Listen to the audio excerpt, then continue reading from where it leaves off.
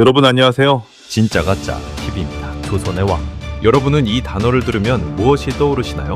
찬란한 용포, 절대 권력, 그리고 수많은 수궁들에 둘러싸인 화려한 밤. 사극 드라마에서 보여주는 그 로맨틱한 장면들 말이죠. 하지만 제가 오늘 여러분께 보여드릴 것은 전혀 다른 이야기입니다. 조선왕조실록, 승정원 일기, 그리고 내의원 비방들을 샅샅이 뒤져서 찾아낸 충격적인 진실입니다. 새벽 5시, 왕은 눈을 뜹니다. 아직 해도 뜨기 전입니다. 교회가 기다리고 있습니다. 대신들과의 끝없는 토론, 상소문 검토, 국정회의, 점심? 그것도 업무 중에 급하게 때웁니다. 오후에는 경연이 기다립니다. 유학자들이 경전을 들고 와서 왕의 도리를 설파합니다. 저녁 무렵에야 겨우 일과가 끝납니다. 밤 11시가 되어서야 비로소 왕은 자신의 처소로 돌아갑니다. 녹초가 된 몸을 이끌고 말이죠. 하지만 여기서 끝이 아닙니다. 아니 오히려 여기서부터가 진짜 지옥의 시작입니다. 왕이 향해야 할 곳은 편히 쉴 수 있는 침소가 아니었습니다. 그곳은 또 다른 전쟁터였습니다. 조선의 왕들에게 밤은 축복이 아니라 반드시 완수해야 할 참혹한 국가적 의무였습니다. 이것은 사랑 이야기가 아닙니다. 이것은 권력이라는 이름으로 포장된 한 인간의 몸과 정신이 얼마나 철저하게 왕실에 착취당할 수 있는지를 보여주는 생생한 기록입니다. 지금부터 그 충격적인 이야기를 시작하겠습니다. 1659년 현종 즉위년의 일입니다. 19살의 어린 왕 현종은 즉위하자마자 신하들로부터 이런 압박을 받습니다. 전하, 왕실의 총통을 잇는 것이 무엇보다 급선무유입니다. 현종은 당황합니다. 자신은 이제 막 왕이 되었고 국정도 제대로 파악하지 못한 상태였으니까요. 하지만 신하들의 압박은 거세집니다. 왕비와의 합공 일정이 즉시 논의되기 시작합니다. 그런데 여기서 중요한 사실 하나. 왕이 마음대로 왕비나 후궁의 처소에 갈 수 있었을까요? 천만의 말씀입니다. 조선시대의 왕의 합궁일은 관상감에서 정해졌습니다. 관상감은 천문과 역법을 담당하는 관청이었는데 이들이 천체의 움직임을 관찰하고 음양오행의 원리에 따라 길이를 받아내야 했습니다. 왕의 컨디션? 그런 건 중요하지 않았습니다. 우주의 기운이 가장 왕성한 날, 후손을 잉태하기에 가장 적합한 날씨와 방향이 중요했습니다. 1721년 경종실록에는 이런 기록이 있습니다. 경종이 몸이 좋지 않아 합궁을 미루고자 했으나 신하들이 이미 관상감에서 받은 기리리온이 피하실 수 없사옵니다 라고 강권했다는 내용입니다. 왕은 결국 끌려가듯 왕비의 처소로 향해야 했습니다. 더 충격적인 것은 지금부터입니다. 왕이 후궁이나 왕비의 침소에 들어간다고 해서 둘만의 시간이 주어지는 게 아니었습니다. 승정원 일기의 기록을 보면 왕의 침소 주변에는 항상 숙직 상궁들이 배치되어 있었습니다. 이들은 단순히 대기하는 개안이었습니다. 병풍 뒤에서 혹은 방문 밖에서 왕의 모든 움직임을 감시하고 기록했습니다. 무엇을 기록했느냐고요? 왕이 침소에 든 시각, 나온 시각은 물론이고 그 사이에 있었던 일들까지 상세하게 기록되었습니다. 전하께서 환우가 있으시어 일찍 나오셨다거나 전하께서 기력이 쇠하시어 도중에 중단하셨다는 식의 기록들이 실제로 남아있습니다. 1681년 숙종 7년의 기록입니다. 숙종이 장희빈의 처소에 들었다가 너무 오래 머물자 숙직 상궁이 병풍 너머에서 소리쳤습니다. 전하, 시각이 너무 늦었사옵니다. 용체를 보존하셔야 하옵니다. 숙종은 화가 났지만 이것이 규정이었습니다. 왕의 몸은 왕 개인의 것이 아니라 국가의 것이었으니까요.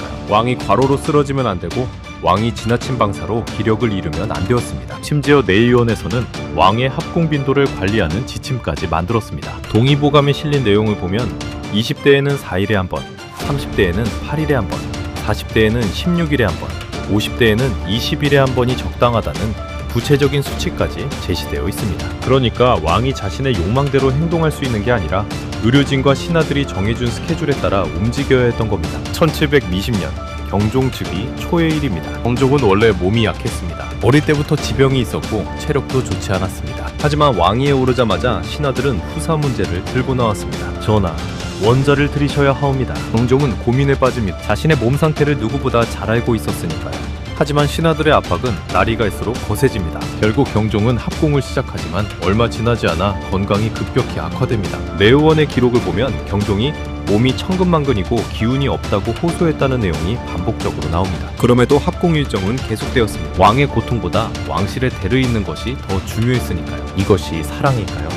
아닙니다. 이것은 후사라는 결과물을 생산해내야 하는 국가적 프로젝트였습니다. 왕은 그 프로젝트의 핵심 도구였을 뿐입니다. 더 섬뜩한 것은 결과에 대한 평가였습니다. 승정원 일기를 보면 왕이 후궁을 다녀온 다음 날이면 의뢰 신하들 사이에서 이런 대화가 오갔습니다. 어젯밤 전하께서 누구의 처소에 드셨는가? 아직 소식이 없는가? 이번에도 결실을 보지 못하면 어찌하오리까? 왕의 침실은 투명했습니다. 은밀함도 사생활도 없었습니다. 모든 것이 기록되고 평가되고 관리되었습니다. 1690년 숙종 16년의 기록입니다. 숙종은 이미 40대에 접어들었고 그동안 수많은 후궁들을 거쳤지만 건강한 원자를 얻지 못해 신하들의 압박이 극심했습니다. 이때 숙종이 신하들에게 이렇게 말했다는 기록이 있습니다. 형들은 짐에게 밤낮으로 후사를 재촉하지만 짐의 몸이 어찌 쇠전하지 않은가. 짐도 사람이거든. 왕의 절규였습니다. 하지만 신하들의 대답은 냉정했습니다. 전하, 그것이 바로 왕의 의무이옵니다. 의무.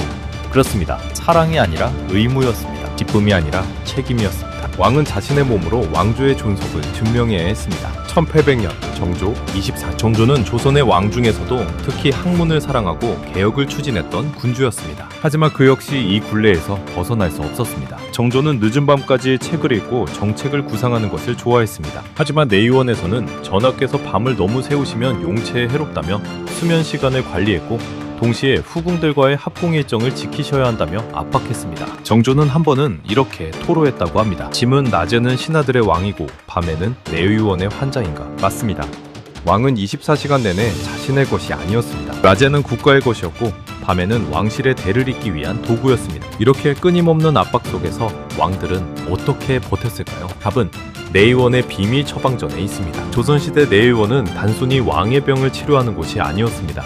왕의 기력을 관리하고 왕의 생산 능력을 최대화하는 것이 핵심 임무였습니다. 그들은 수백 년간 축적된 의학 지식과 비방들을 동원해서 왕을 가동시켜야 했습니다. 그 중심에 있던 것이 바로 팔미지 황환입니다. 팔미지 황환. 여러분도 한 번쯤 들어보셨을 겁니다. 지금도 한의원에서 처방되는 유명한 보약이죠. 하지만 조선시대에 이것은 단순한 보약이 아니었습니다. 왕실 전용 정력제였습니다. 1683년 숙종 9년에 내의원 등록을 보면 이런 기록이 있습니다. 창간마마께서 기력이 크게 쇠하시어 팔미지 황환을 올렸더니 사흘 만에 안색이 돌아오시고 정기가 회복되셨다. 팔미지 황환의 구성을 보면 그 효과를 알 수 있습니다. 숙지황, 산수유, 산약, 택사, 복령, 목단피, 계지, 부자 8가지 약재가 들어가는데 이 중에서 숙지황과 산수유는 신장 기능을 강화하고 정력을 보강하는 효과가 있다고 알려져 있습니다. 하지만 이것만으로는 부족했습니다. 왕들이 가장 선호했던 것은 바로 해구신이었습니다. 해구신, 물개의 생식기입니다.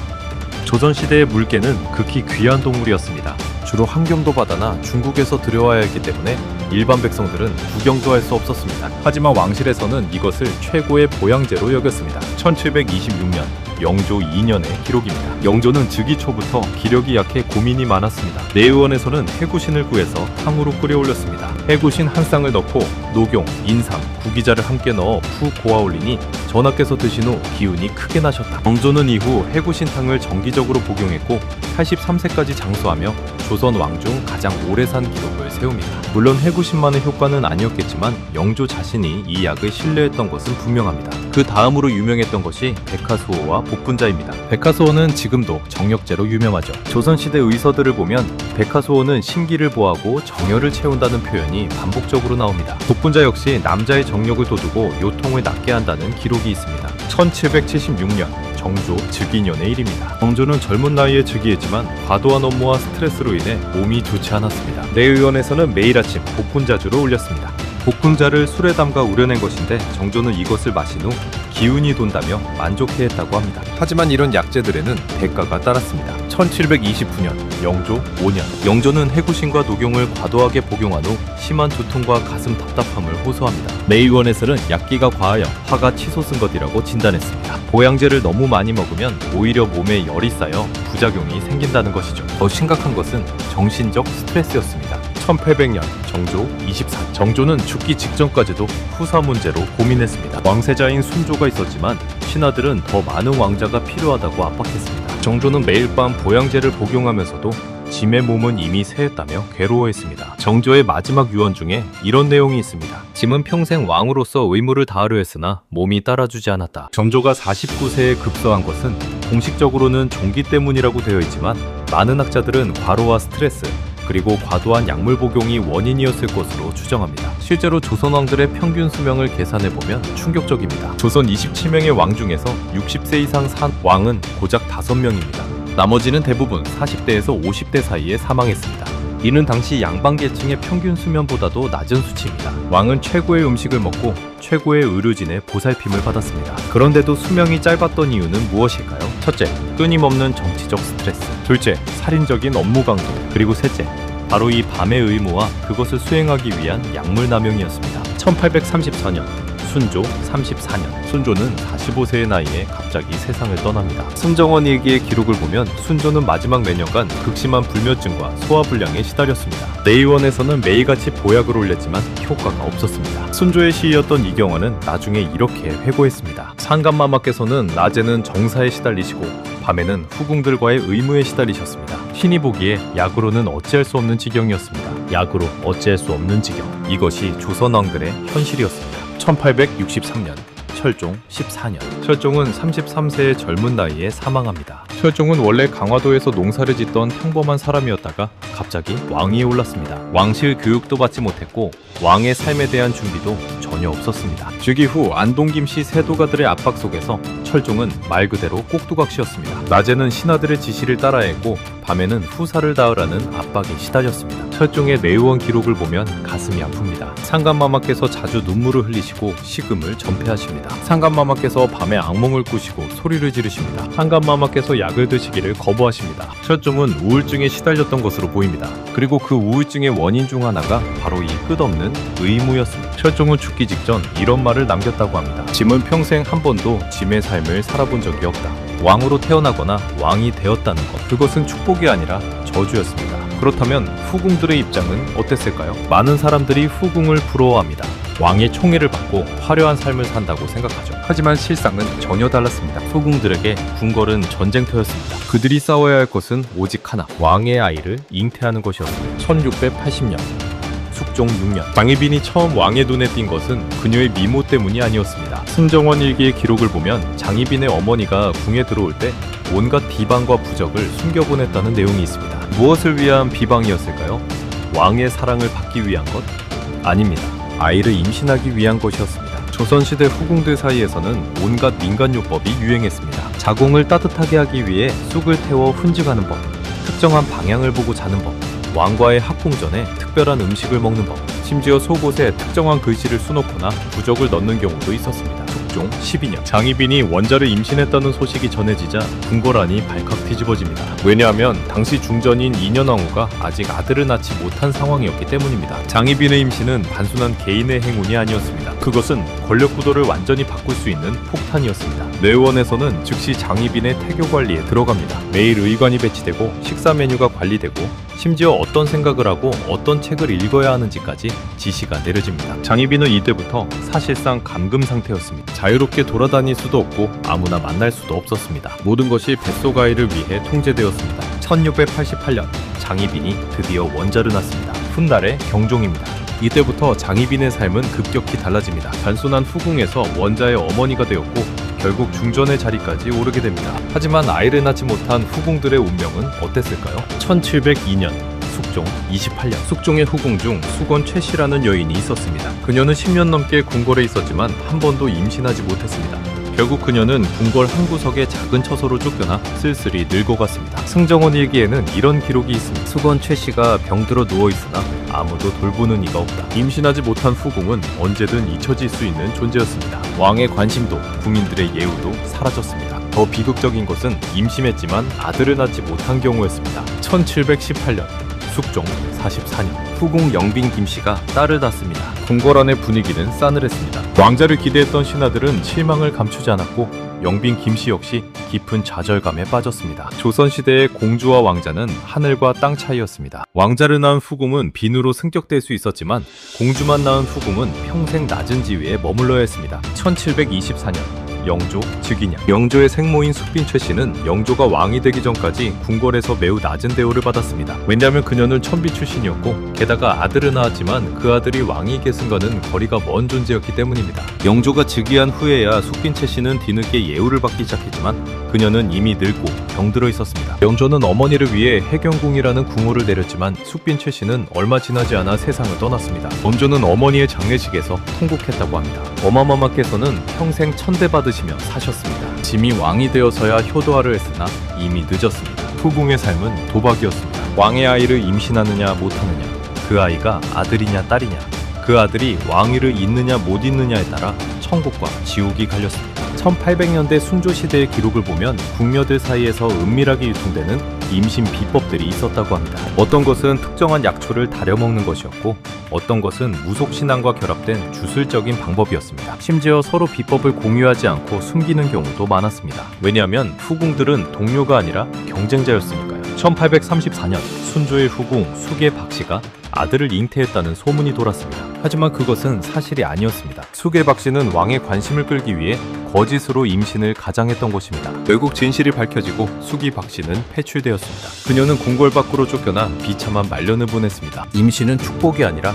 유일한 생존 수단이었습니다. 그리고 그 생존 경쟁에서 탈락한 여인들은 역사 속으로 사라졌습니다. 여러분, 여기까지가 조선 왕들의 침실에 숨겨진 진실입니다. 절대 권력을 가진 조선의 왕. 하지만 그들은 단 한 번도 자기 몸의 주인이 되지 못했습니다. 새벽 5시에 일어나 밤 11시까지 국정을 처리해야 했습니다. 녹초가 된 몸을 이끌고 침소로 돌아가지만 그곳은 휴식의 공간이 아니라 또 다른 업무 현장이었습니다. 언제 누구와 합궁할지도 왕 마음대로 정할 수 없었습니다. 관상감에서 받아낸 기릴에 따라야 했습니다. 병풍 뒤에서는 상궁들이 감시했고 모든 것이 기록되었습니다. 기력이 떨어지면 온갖 보약과 정력제를 먹어야 했습니다. 팔미지 황환, 해구신, 백화수, 복분자. 하지만 이런 약들은 오히려 왕들의 몸을 망가뜨렸습니다. 후궁도 역시 마찬가지였습니다. 그들에게 궁궐은 화려한 삶의 공간이 아니라 생존을 위한 전쟁터였습니다. 왕의 아이를 임신하지 못하면 언제든 버림받을 수 있었습니다. 1860년 철종이 남긴 말을 다시 한번 떠올려 봅니다. 짐은 평생 한 번도 짐의 삶을 살아본 적이 없다. 왕자는 족쇄였습니다. 용포는 무거운 갑옷이었습니다. 궁궐은 황금빛 감옥이었습니다. 우리는 흔히 권력을 꿈꿉니다. 높은 자리, 많은 재산, 사람들의 부러움. 하지만 진짜 권력의 뒤편에는 항상 그만큼의 대가가 있습니다. 조선의 왕들은 절대 권력을 가졌지만 그들 자신의 몸조차 자유롭게 하지 못했습니다. 그들의 침실 기록은 화려한 로맨스가 아니라 왕조를 유지하기 위한 눈물겨운 생존 투쟁기였습니다. 오늘날에도 마찬가지입니다.